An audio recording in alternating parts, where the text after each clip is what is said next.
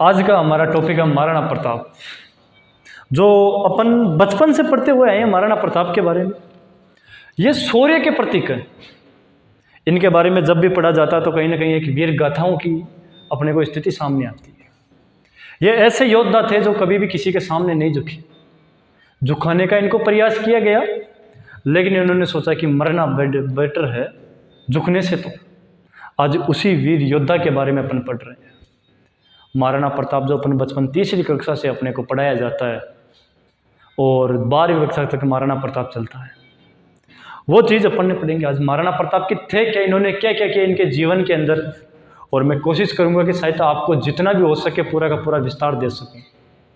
तो आप देखो महाराणा प्रताप, सबसे पहले इनका शासनकाल, राजा कब बने, तो इनका शासनकाल मैं बता देता हूँ। 1572 से लेकर 1597 तक इनका शासनकाल रहा था सब। ठीक, ओके। दूसरी चीज, इनके पिता का नाम क्या था, तो इनके पिता कहा जाते हैं उदय सिंह थे। कौन थे? उदय सिंह थे पिताजी, देख लो साहब इनके। सेकंड पे आते हैं इनकी माँ, तो माताजी कौन थी, तो माताजी थी इनकी जयवंता बाई। कौन थी? जयवंता बाई। जो पाली के शासक था अखीराज सोनगरा, उनकी पुत्री थी। कौन था पाली का शासक? अखीराज सोनगरा।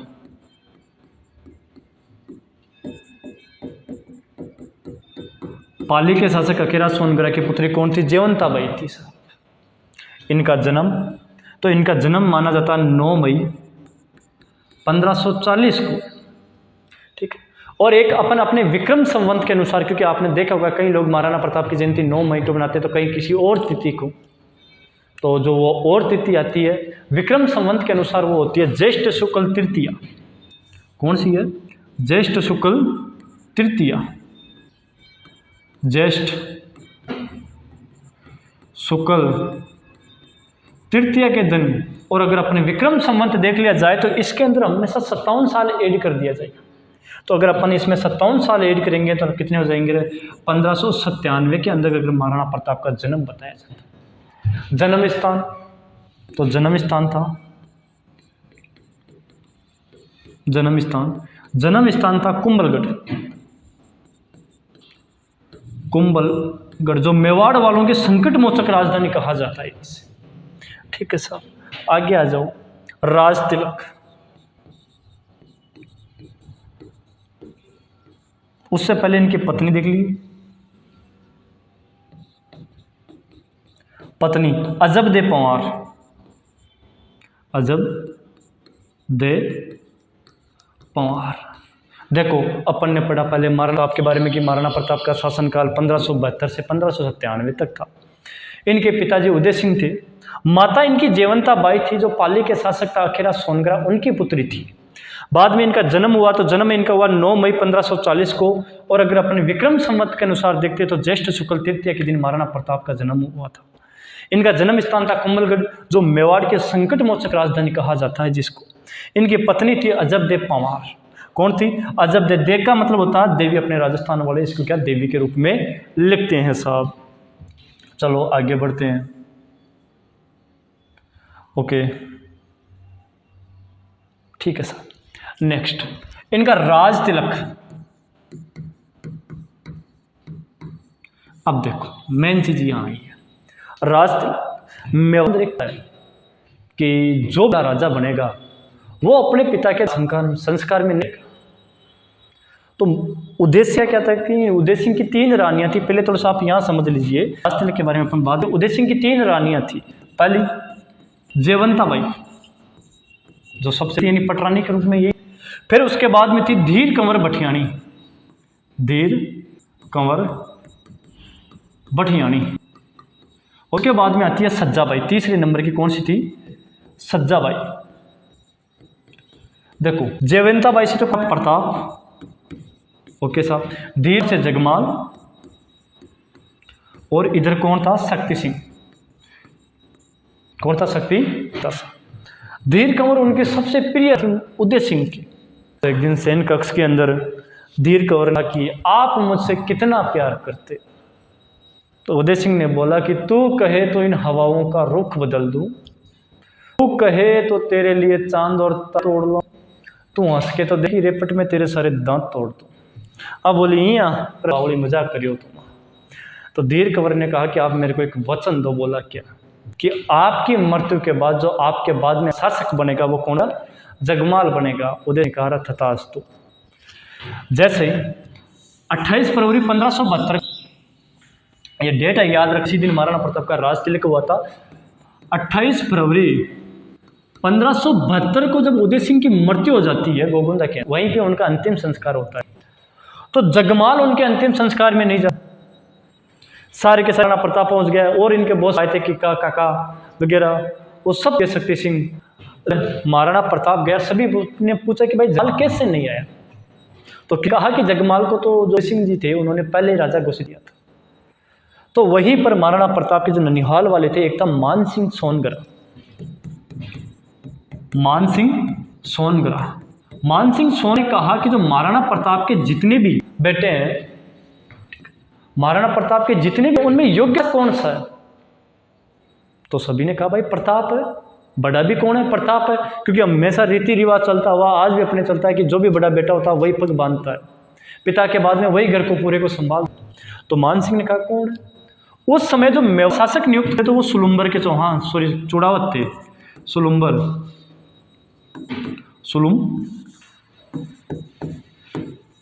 सुलुम्बर के चुड़ावत। और वो चूड़ा कौन थे? तो उस समय का कर्षण दास चूड़ा। कौन था? कर्षण दास चूड़ावत। जब मान सिंह सोनगरा उनकी तरफ कहते हुए कहा कि सबसे योग्य शासक कौन है, तो आप ऐसा कैसा कर रहे हो? जब राणा प्रताप सबसे योग्य शासक है तो जगमाल कैसे बन सकता है? तो कर्षण दास ने कहा कि नहीं, मैं राणा प्रताप का समर्थन करता हूँ। शासक कौन बनेगा? राणा प्रताप बनेगा। कर्षण दास चूड़ावत ने वहीं पर महाराणा प्रताप की कमर पे क्या बांध दिया? तलवार बांध दी। महाराणा प्रताप को अगला मेवाड़ का शासक कर दिया। सारे के सारे साथ मिलकर कुंभलगढ़ पहुंचे। और कुंभलगढ़ पहुंचने के बाद सारे के सारे गए। कृष्णदास चूड़ावत ने कहा कि भाई जो हमारा अगला शासक होगा वो राणा प्रताप होगा और कोई नहीं होगा। तो जगमाल नाराज आता है। और जगमाल कहाँ चला जाता है? जगमाल चला जाता किसके पास? अकबर के पास। क्योंकि मान सिंह ने कहा कि भाई जो अकबर बार बार आक्रमण कर रहा है और मेवाड़ के योग्य शासक क्या हो सकता है, और उस स्थिति के अंदर जगमाल को कहीं ना कहीं शासक बनाते तो मेवाड़ का जो अंधेरा है वो और ज़्यादा हो जाए। अकबर को फिर जो उदय सिंह थे तो वो कहीं ना कहीं जगमाल को झुकाई लेगा। और वास्तव देखा जाए तो कहीं ना कहीं अगर महाराणा प्रताप नहीं होते तो जगमाल कब अकबर की अधीनता स्वीकार कर लेता। जैसे अकबर के पास में जाता तो इसको जहाजपुर की जागीरी दी, इसको जहाजपुर की जागीरी दी है। उसके बाद में इसको सिरोही, अपन सिरोही पढ़ेंगे तो आराम से इसके बारे में विचार करेंगे पूरा। मान सिंह से जगमाल चला जाता है, राणा प्रताप शासक बन जाता है। राणा प्रताप शासक बनता है तो महाराणा प्रताप कुंभलगढ़ के अंदर जाते हैं। एक मिनट, जैसे ही महाराणा प्रताप कुंभलगढ़ में जाते हैं तो वो कहते हैं कि भाई अब जो मेरा राज्याभिषेक होना चाहिए, फिर से होना चाहिए विधिवत रूप से। क्योंकि उस वाला नहीं है ना कोई नाच गाना ना कोई, जब एक राजा एक योद्धा, यानी अकबर को भी लगे कि मेवाड़ के अंदर अब एक योद्धा, एक वीर आ गया है जो कभी भी अकबर की अधीनता स्वीकार नहीं करेगा बल्कि अकबर का तख्त पलट करके रख देगा। तो कहीं ना कहीं महाराणा प्रताप ने कहा कि मेरा एक बार फिर से राज्याभिषेक होना चाहिए। इस राज्याभिषेक के आसपास के जितने भी राजा हुआ कर सबको न्योता दिया गया कि आइए साहब, एक नए वीर का कहीं ना कहीं राज तिलक हो रहा, सभी को पधारना है। आज भी जब भी अपने देश की ना कोई प्रधानमंत्री बनता, जैसे 2014 के अंदर मोदी जी बने थे, तो आसपास के जितने भी देश के प्रधानमंत्री थे उसमें न्योता दिया गया कि एक नए व्यक्ति का राज तिलक हो रहा। तो वैसे ही महाराणा प्रताप का राज तिलक हो रहा था। और एक याद रखने की जरूरत है, वो कौन थे कि उस समय जो महाराणा प्रताप वाला राज तिलक था उसमें कौन आया था? तो मारवाड़ का एक शासक था, मारवाड़ का शासक, उसका था चंद्रसेन, राव चंद्रसेन था साहब। ये महाराणा प्रताप के राज्याभिषेक के अंदर आए। कभी कभार पूछ लेते बहुत ज्यादा महाराणा प्रताप के राज्याभिषेक वाले जो मारवाड़ से शासक वो कौन था? राव चंद्रसेन भी ऐसा शासक था। इसको महाराणा प्रताप ने पर्सनल तौर पे बुलाया कि भाई तू आके मैंने बता अकबर से काय रणनीति है, रिशु लड़की है, तू तो विरोधी है। ये बहुत तगड़ा विरोधी था। चंद्रसेन जब कभी पढ़ेंगे तो इसके बारे में भी ये भी एक विधाओं में ही आते हैं। ये भी जंगल जंगल पहाड़ियों में भटकते रहे, लेकिन कभी अकबर की अधीनता स्वीकार नहीं की। और वैसे ही महाराणा प्रताप निकले। इन्हें महाराणा प्रताप का अग्रामी कहा जाता रावचंद्र सेन को। जैसे ही प्रताप ने अपना राज तिलक करवाया, और राज तिलक करवाने के बाद में क्या करता है कि धीरे धीरे अकबर सोचता है कि चलो ठीक है महाराणा प्रताप बैठ, तो अब एक काम करते हैं कि उनको समझाना शुरू करते हैं। महाराणा प्रताप जाने के लिए अकबर दूत भेजा करता है।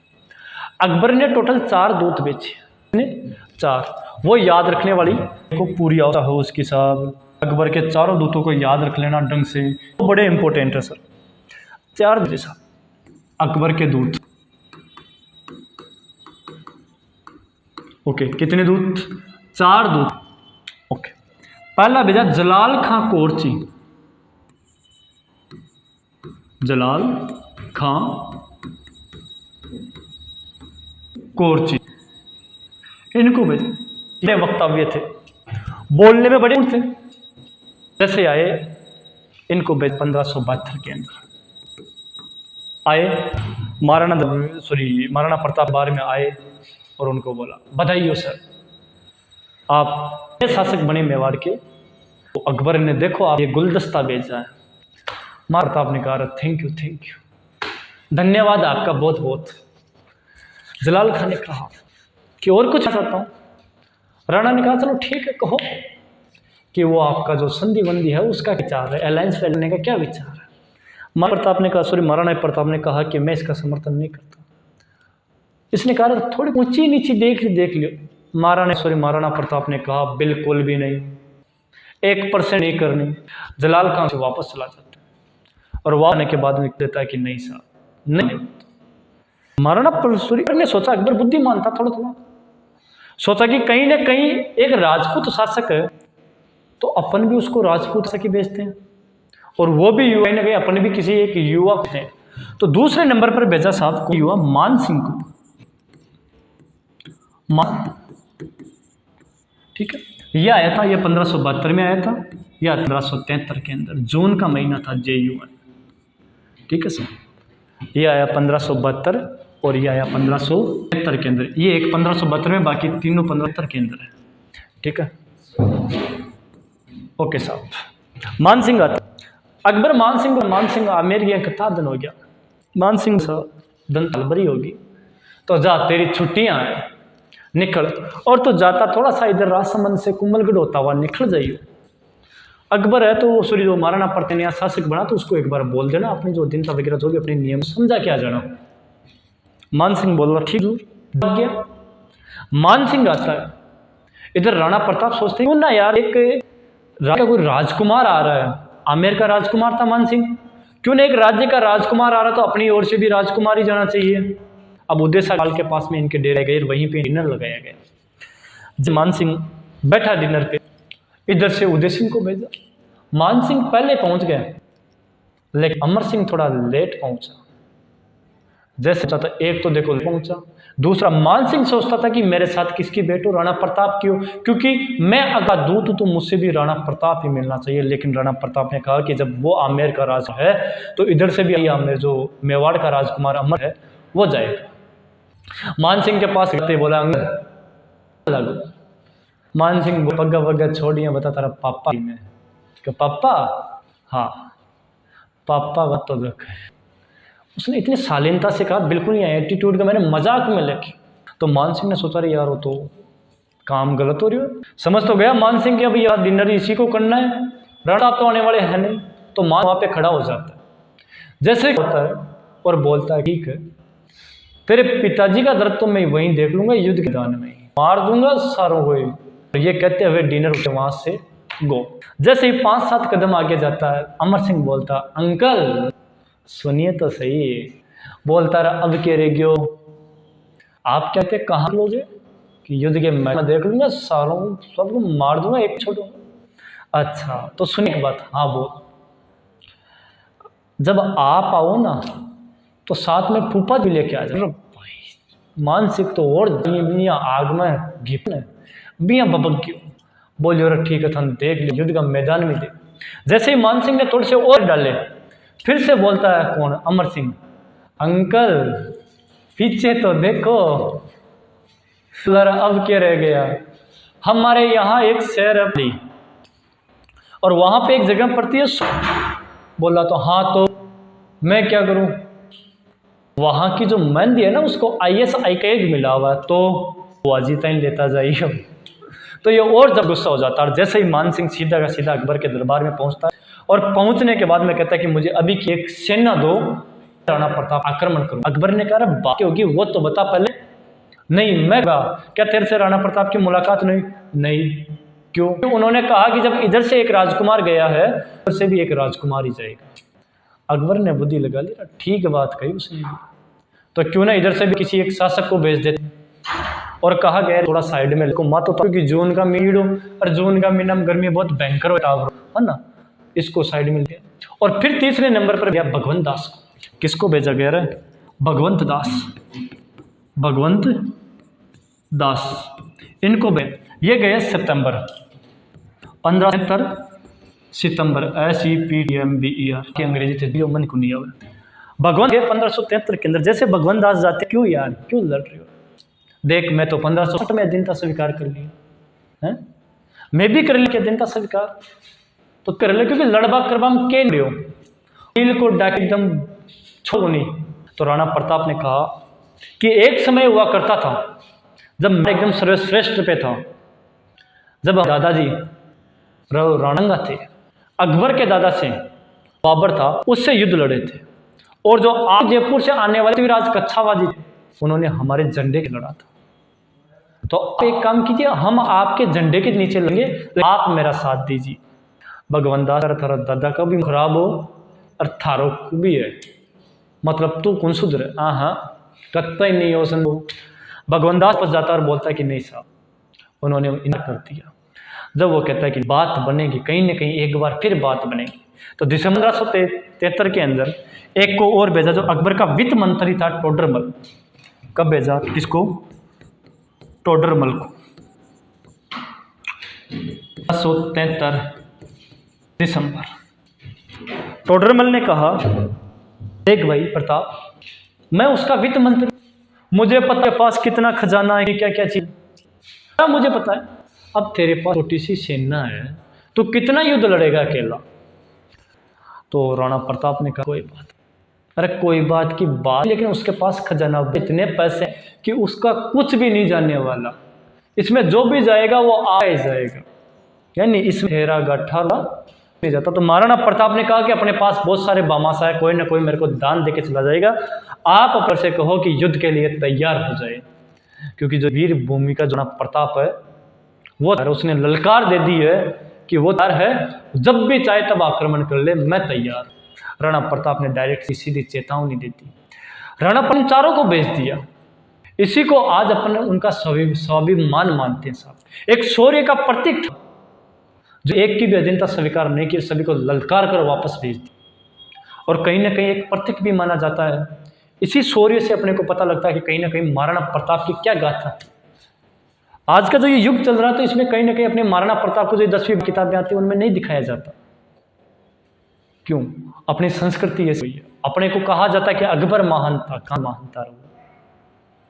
किस स्थिति में वो महान हो सकता है ऐसा व्यक्ति? सबसे और सबसे गंदा अगर व्यक्ति कहीं जाए, सबसे लचीला व्यक्ति कहीं जाए, तो वो अकबर था। तैमूर लंक में, और इसमें कोई कमी वाली बात नहीं है, तेरंग का विवाद कैद पर बदल गया। कहाँ बदला था? जब 1567-68 के अंदर मेवाड़ के 30,000 व्यक्ति को कटवा दिया था, इसने कत्लेआम करवा दिया था। वो महान थोड़ी होता है, महान राजा वो अशोक था। कलिंग के युद्ध के बाद में एक की भी हत्या नहीं की उसने, ये तक मान लिया कि किसी जीव की हत्या करना भी सबसे पाप होता है, महान से कहते हैं, उसे नहीं कहते जो बात के अंदर नरसंहार मचा। अकबर कहीं ना कहीं ऐसे में था। और जो ये किताबों ने अपनी जो किताबें थी, सभी के सभी ने रस दिया कि अकबर महान था, ये अपने को उल्टा पढ़ाया जाए। जब ना है तो जो अपना इतिहास है वो ढंग से रखो। ये बॉलीवुड जितने भी सिनेमा बनते हैं, इनको कुछ भी नहीं करना था। तो अलाउद्दीन खिलजी, अब्दाली, तैमूर लंग, उनको ऐसे दिखाते हैं जैसे इनके ये पूर्वज रहे हैं, पूरे क्यों दिखाते? अपन देखते हैं इतना कूल आदमी तैमूर लंग है, इसने किया। अहमद शाह अब्दाली भी बड़ा फूट रहा बालक था, अरे अलीम तो यूं बड़ा फूट, कहाँ से तेरे ये, इन्होंने पूरे के पूरे भारत को बर्बाद करके रखा। ये वास्तव में जो अपना राजस्थान है वो अपने आप के अंदर एक वीरों की गाथा वाला राजस्थान है। और जो आगे वाला वो मैं आपको कल, आज के लिए इतना ही। जय हिंद।